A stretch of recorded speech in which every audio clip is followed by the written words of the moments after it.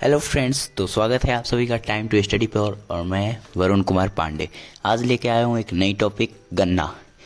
तो चलिए शुरू करते हैं। गन्ना भारत की महत्वपूर्ण वाणिज्यिक फसलों में से एक है और इसका नकदी फसल के रूप में एक प्रमुख स्थान है। ठीक, गन्ना चीनी का मुख्य स्रोत है। भारत दुनिया में चीनी का दूसरा सबसे बड़ा उत्पादक देश है। तो जो भारत है वो दुनिया में चीनी का सबसे दूसरा बड़ा उत्पादक देश है और गन्ने से चीनी मिलती है। इतना आपको समझ आया।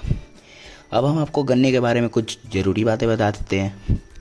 तो पहला बात सुनिए, गन्ना एक घास का पौधा है। ठीक, और इसका वनस्पतिक यानी कि साइंटिफिक नेम जो होता है सैक्रम ऑफिसिनारम है। ठीक है, सैक्रम ऑफिसिनारम गन्ने का साइंटिफिक नेम है। गन्ने से चीनी, गुड़ और सीरा जैसे कई उत्पाद बनते हैं। और गन्ने की खेती से जुड़ी कुछ बातें आपको बता देते हैं। गन्ने की खेती भारत में चीनी उद्योग के लिए बहुत अहम है। जैसा कि मैंने आपको पहले ही बताया, इससे चीनी मिलती है। गन्ने की खेती से विदेशी मुद्रा भी मिलती है, यानी कि अदर देश की करेंसी भी मिलती है। इससे ग्रामीण इलाकों में रोजगार के अवसर मिल जाते हैं। ठीक, इसकी खेती के लिए मिट्टी, तापमान, धूप की रोशनी की काफ़ी अहमता है, यानी कि बहुत ज़रूरत पड़ती है। ये ज़रूरी नहीं है, गन्ना हर फसल के लिए मिट्टी, तापमान, धूप की रोशनी की ज़रूरत पड़ती है।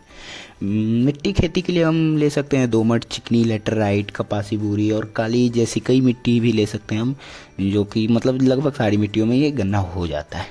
इसके खेती के लिए ड्रिप डेकोरेशन का यूज कर सकते हैं और इसके खेती के लिए पानी की निकासी की उचित व्यवस्था आपके पास होनी ज़रूरी है।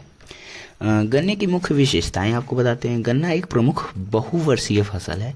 अच्छे प्रबंधन से साल दर 1.5 लाख रुपए प्रति हेक्टेयर से अधिक मुनाफा कमाया जा सकता है इसकी खेती करके। ठीक, इसकी खेती मुख्य रूप से तमिलनाडु, बिहार, आंध्र प्रदेश, गुजरात, पंजाब, हरियाणा और मध्य प्रदेश में की जाती है।